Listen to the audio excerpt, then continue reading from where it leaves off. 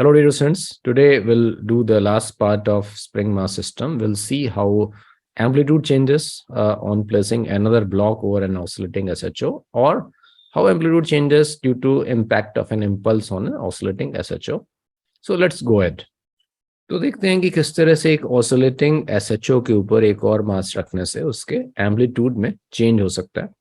तो मेरे पास एक सिंपल हार्मोनिक ऑसिलेटर है जिसका मास m है, स्प्रिंग कांस्टेंट k है। शुरू में ये ए एम्पलीट्यूड से ऑसिलेट कर रहा था। मीन पोजीशन x=0 है, और जब ये पोजीशन x से गुजर रहा था तो हमने क्या किया, इसके ऊपर एक मास स्मॉल m को जेंटली पर से ड्रॉप कर दिया। और ये मान लो कि इसमें ग्लू रखा हुआ है, लगा हुआ है, और जैसे ही इस पर ड्रॉप किया तुरंत ये स्टक कर जाता है। मतलब कि ड्रॉप करने के बाद दोनों मासेस के बीच में कोई रिलेटिव मोशन नहीं होना चाहिए। तो उस दशा में हमको देखना है कि इस पे जो कंबाइंड हमारा सिंपल हार्मोनिक ऑसिलेटिंग सिस्टम है उसका बाद में क्या एम्पलीट्यूड हो जाता है, तो ये हम निकालना चाहते हैं। तो सिंपल है, स्टार्टिंग में जब ये सिंपल हार्मोनिक ऑसिलेटर ऑसिलेट कर रहा था, जो ऊपर वाली स्थिति है, उस स्थिति में हम इसकी एंगुलर फ्रिक्वेंसी लिख सकते हैं square root of k by m। और इस स्थिति में जब ये गुजर रहा है तो इसकी मीन पोजीशन से डिस्प्लेसमेंट x पे इस मास m की जो वेलोसिटी होगी, उस वेलोसिटी को v1 मैंने लिख दिया ओमेगा 1 स्क्वायर रूट ऑफ जो एम्पलीट्यूड है a square minus x square, जैसा कि इसका फॉर्मूला होता है। अब हमने ड्रॉप कर दिया, और ड्रॉप करने के बाद जो नया सिस्टम बन गया उसकी नई एक एंगुलर फ्रिक्वेंसी बन जाएगी ओमेगा 2 कंबाइंड सिस्टम की, और ये एंगुलर फ्रिक्वेंसी होगी square root of k upon total mass. और अब जैसे ही ये एक नया सिस्टम बन गया तो मान लेते हैं कि इसकी एम्पलीट्यूड कुछ a डैश हो जाता है। तो इस a डैश की वैल्यू के हिसाब से नई वाली वेलोसिटी उस जगह की डिसाइड होगी। तो नई वाली वेलोसिटी के लिए मैं बोलूंगा v2 इज इक्वल टू नया वाला omega into square root of नया वाला एम्पलीट्यूड a डैश का स्क्वायर माइनस जस्ट आफ्टर, तो पोजीशन वही है, यानी कि इक्विलिब्रियम के से पोजीशन x पे था तो ये आ गया। और इन दोनों पे अगर हम देखें तो यहाँ से यहाँ तक आने में जैसे हमने ड्रॉप किया, तो इसको तो ऊपर से ड्रॉप किया गया होगा, जो भी फोर्स लगा वो वर्टिकल डायरेक्शन के फोर्सेस हैं, इनके बीच में फ्रिक्शन है ऑब्वियसली, जिसने ग्लू करके रखा हुआ है वो तो इंटरनल हो गया। तो इस पूरे सिस्टम में अच्छा एक स्प्रिंग फोर्स लग रहा है, but I am talking about just before and just after. तो spring force being a non impulsive force, तो जस्ट बिफोर और जस्ट आफ्टर में मोमेंटम का चेंज नहीं होगा।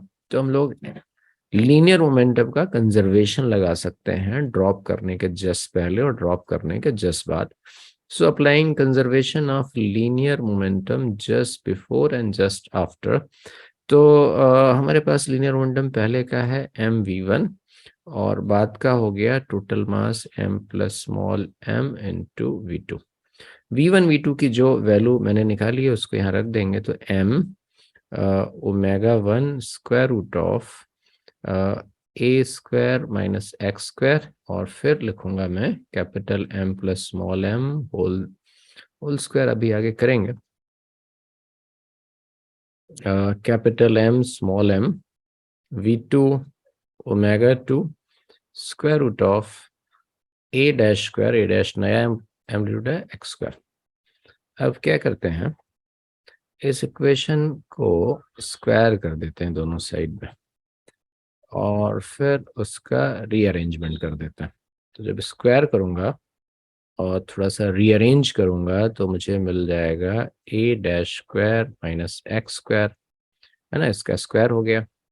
और इधर से इन दोनों टर्म को उस साइड लाऊंगा मैं, तो capital M omega 1 divide by capital M plus small m omega 2, और इसका स्क्वायर, और इधर से बच जाएगा a square minus x square. इनकी वैल्यू ओमेगा 1 और ओमेगा 2 की वैल्यू रख दूं मैं। ये ओमेगा 1 की value square root of k by m, omega 2 की value square root of k upon total mass, तो मुझको मिल जाएगा ये capital M upon capital M plus small m into a square minus x square. तो यहां से मेरे पास a डैश की वैल्यू सॉल्व होकर के मिलने वाली है x square plus capital M upon capital M plus small m into a square minus x square, और ये पूरे का स्क्वायर रूट। तो इस तरह से एम्पलीट्यूड में चेंज आ गया। एक ऑसिलेटिंग एसएचओ जो हॉरिजॉन्टल सरफेस पे, स्मूथ सरफेस पे ऑसिलेट कर रहा है, ऑसिलेट करते समय बीच में किसी पोजीशन पर जब हमने इस पर एक मास ड्रॉप कर दिया तो ये नया एम्पलीट्यूड ए डैश हो गया। पुराना एम्पलीट्यूड ए था, पोजीशन एक्स पे ड्रॉप किया, ड्रॉप करने के पहले का मास एम था और इसके ऊपर एक छोटा सा मास स्मॉल एम और ड्रॉप कर दिया। तो अब इसके दो इंपॉर्टेंट केसेस हैं। तो पहला केस ये है कि हमने जो ब्लॉक को ड्रॉप किया वो ड्रॉप मीन पोजीशन पर ड्रॉप किया, यानी कि x बराबर 0 पर। और अभी मैंने जो लिखा हुआ है ए डैश को फिर से लिख देता हूँ। ए डैश को लिखा था x square plus capital M upon capital M plus small m into a square minus x square का स्क्वायर रूट। तो अगर x बराबर 0 है तो ऑब्वियसली ये term 0, this term is 0, so I will be I will remain with a dash will be how much, square root of capital M upon capital M plus small m into a, यानी कि amplitude कम हो गया।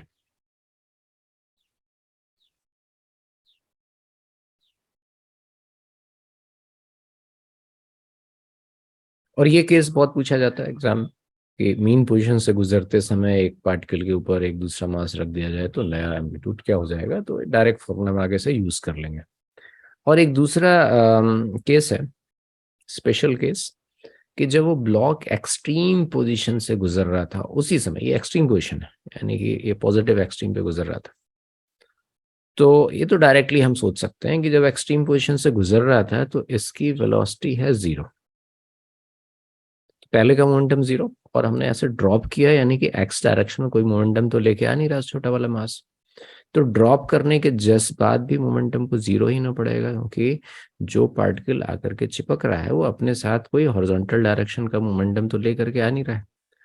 तो यानी कि just after dropping and the mass after getting stuck, इसकी भी net velocity हो जाएगी 0। और नेट वेलोसिटी 0 कहाँ पर होती है? नेट वेलोसिटी 0 तो होती है एक्सट्रीम पोजिशन पर। तो जो पहले की एक्सट्रीम है वो भी नई एक्सट्रीम होगी, और पहले x बराबर a पर था, जस्ट आफ्टर भी x बराबर a होगा, यानी कि जो a डैश होगा एक्सट्रीम पोजीशन, मीन पोजीशन से एक्सट्रीम पोजीशन के बीच की दूरी ही तो एम्पलीट्यूड होता है, यानी कि ही a डैश हमारा हो जाएगा, यानी कि एम्पलीट्यूड शुड नॉट चेंज।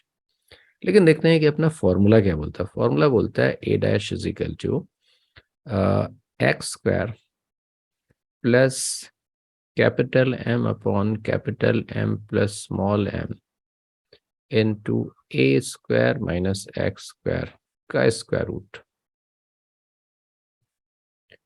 और अब की बार x is equal to a. अगर x बराबर a है तो ये पूरा चीज, this whole thing is 0, a is equal to x। तो ये टर्म हमारा कंप्लीट 0 हो गया और ये टर्म अपना हो गया a। तो यानी कि ये पूरा टर्म 0 हो गया और ये स्क्वायर है, यानी कि a डैश की वैल्यू हमें मिल जाएगी a, यानी कि कोई एम्पलीट्यूड का चेंज नहीं होना चाहिए, जो कि लॉजिकल बात है। अब देखते हैं कि अगर कोई एक ऑसिलेटिंग एसएचओ है और ऑसिलेट करते करते उस पर कोई इम्पल्स लग जाए तो उस इम्पल्स से उसके एम्पलीट्यूड में क्या चेंज हो सकता है। तो इसको अपन एक एग्जाम्पल समझ लेते हैं। तो मेरे पास एग्जाम्पल है जिसमें एक सिंपल हार्मोनिक ऑसिलेटर है, मास एम, स्प्रिंग कांस्टेंट के, और इसका ओरिजिनल एम्पलीट्यूड ए था। और मे बी जब ये पोजीशन एक्स कल टू √3 a/2 से गुजर रहा था तो इस पे मोशन की डायरेक्शन पे हमने एक इस पे इम्पल्स लगा दिया, समथिंग लाइक दिस। ऐसे एक इम्पल्स लगा दिया, तो जिस इम्पल्स है उसकी वेलोसिटी जो ऑलरेडी उस जगह की वेलोसिटी थी उसकी डबल हो गई। तो हमें देखना है कि इसका नया एम्पलीट्यूड क्या हो जाएगा। तो पहले मैं देखना चाहता हूँ कि जो वेलोसिटी v1 है बिफोर इम्पल्स, उसका फॉर्मूला होता है omega square root of a square minus position, mean position से जो डिस्प्लेसमेंट है वो डिस्प्लेसमेंट √3a/2 इसका स्क्वायर, तो 3a² 4 हो जाएगा। यानी कि इसको अगर मैं सिंपल कर लूँ तो मुझको मिल जाएगा ओमेगा a/2।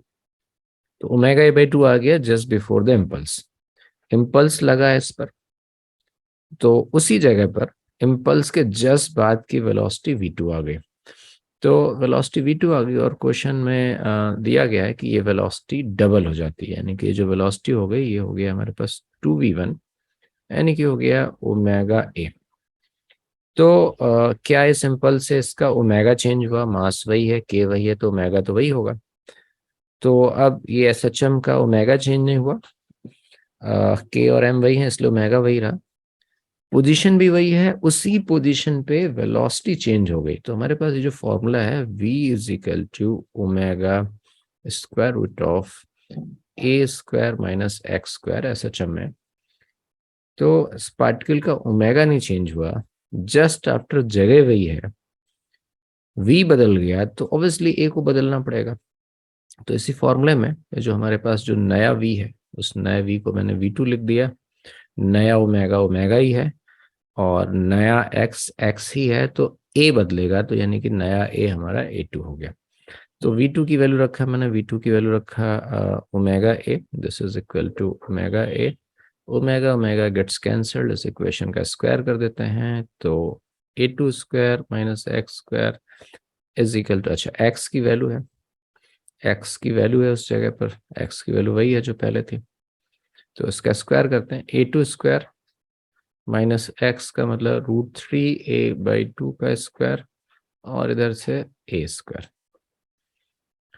तो ये हो गया हमारे पास a2² minus 3a²/4 is equal to a², यानी कि a2² is equal to 7a²/4, यानी कि जो नया एम्पलीट्यूड आ गया वो हो जाएगा √7a/2।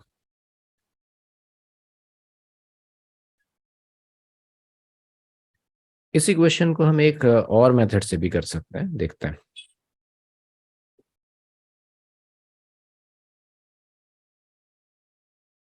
तो जैसा कि हमने देखा था इसकी वेलोसिटी निकाल ली थी, लेकिन अभी मैं डायरेक्टली इसकी काइनेटिक एनर्जी लिखता हूँ। तो स्टार्टिंग की जो काइनेटिक एनर्जी थी वो मैं लिख देता हूँ उस पोजीशन पर बिफोर द इम्पल्स। ये काइनेटिक एनर्जी थी ½ m² a² माइनस x², और x² की वैल्यू रखूंगा तो 3a²/4 आ जाएगा, तो हो जाएगा ma²/2 a² माइनस लिख देता हूँ 3a²/4। तो ये आ गया, पुरानी काइनेटिक एनर्जी आ गई हमारे पास m⍵² a²/8। अब नई काइनेटिक एनर्जी टकराने के जस्ट बाद, अभी मैं एनर्जी के टर्म बात कर रहा हूँ। तो स्पीड अगर डबल हो गई है तो काइनेटिक एनर्जी 4 टाइम्स हो जानी चाहिए। तो काइनेटिक एनर्जी हमारी 4k1 हो गई। अब मैं लिखता हूँ कि पुरानी एनर्जी, पुरानी मैकेनिकल एनर्जी इसकी E1 है, E1 बराबर k1 प्लस U1। नई mechanical energy E2 is equal to नया k2 प्लस नया U2 है। तो दोनों एनर्जीज का जो चेंज होगा मैकेनिकल एनर्जी का just before and just after, E2 minus E1 is equal to k2 minus k1 plus U2 minus U1।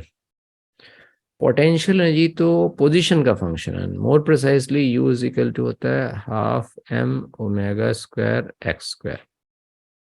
तो just before and just after की पोजीशन तो बदली नहीं, यानी कि जस्ट बिफोर और जस्ट आफ्टर के जो अपने U होंगे वो वही रहेंगे। इसका मतलब कि जस्ट बिफोर और जस्ट आफ्टर में U का चेंज नहीं हुआ।